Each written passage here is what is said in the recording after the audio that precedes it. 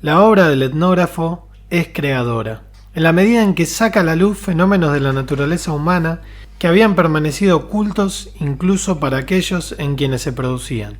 Con estas palabras expresaba Malinowski cuál era, a su criterio, la función del etnógrafo. Pero, ¿qué es la etnografía?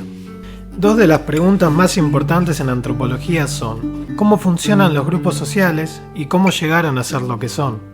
Para responder estas dos preguntas, tenemos que aceptar que hay características que unen a toda la humanidad, ya sea como especie, Homo sapiens, pero también diferencias al interior de las poblaciones.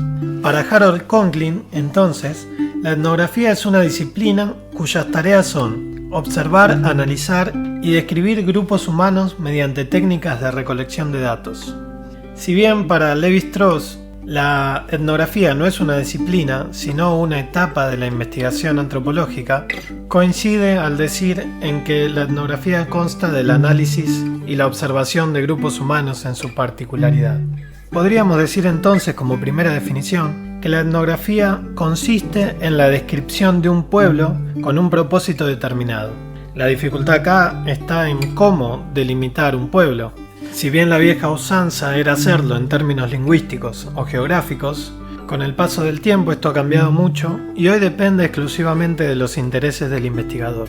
Podría considerarse a la etnología una segunda instancia de la etnografía, que implica teorizar en base a los datos obtenidos por el etnógrafo, frecuentemente comparando distintas sociedades o pueblos en términos histórico-geográficos. Resumiendo todo lo dicho, entonces, se puede considerar a la etnografía como proceso y producto.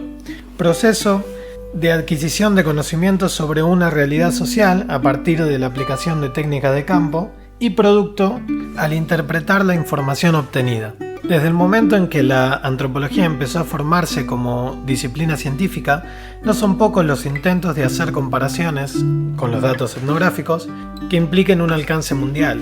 Este es el caso de Taylor, intentando crear una teoría de cómo evolucionaban las sociedades humanas, Murdoch y los famosísimos Handbook. Antes de finalizar, cabe responder una última pregunta. ¿Cuáles son los métodos o técnicas de los que se vale un etnógrafo para recolectar la información? Si bien muchas veces etnografía y trabajo de campo se usan como sinónimos, para Malinowski el trabajo de campo es una etapa en la investigación entre la elección de un problema y la contrastación del mismo. Para dicho autor es fundamental convivir con el grupo social que estamos estudiando y aprender su lengua. Sin embargo, tanto antes de Malinowski como hoy en día, la figura del informante es importantísima. El informante es alguien perteneciente al grupo que, además de su lengua nativa, habla la lengua del antropólogo. A la convivencia con los nativos se le suele llamar observación participante, y en este sentido, Alan Fiske nos recuerda que observando y participando es como las personas aprenden y transmiten las prácticas sociales.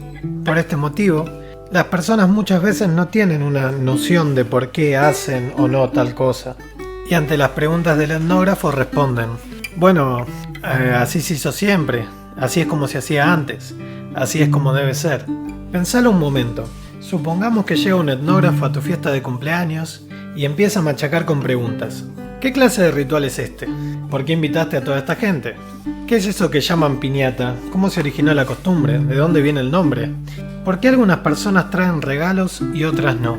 ¿Qué los diferencia? ¿Hay algún patrón entre unos y otros? ¿Por qué hay una torta con una vela encima?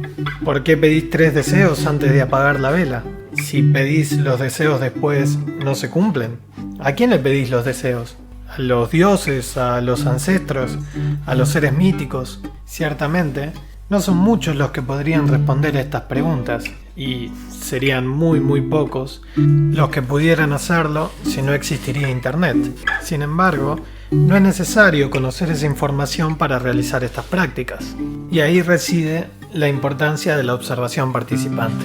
A las personas del grupo social estudiado se les suele llamar actores, y al no tener el etnógrafo la condición de actor, puede analizar estas prácticas desde una perspectiva ajena a la sociedad en cuestión. Otra forma de obtener información es a través de entrevistas, comparando con trabajos previos, utilizando datos históricos, poner en contexto el estudio que se está realizando es fundamental. Explicitar los métodos, técnicas y las condiciones en las que se dio el trabajo de campo es fundamental para poder replicarlo y así avanzar en el conocimiento de dicho pueblo. Este pueblo, o este sistema cultural, para usar un término más correcto, no es tangible y tampoco es visible. Es creado o modelado por el etnógrafo a partir de ciertos patrones o características que permiten dar cuenta de un sistema.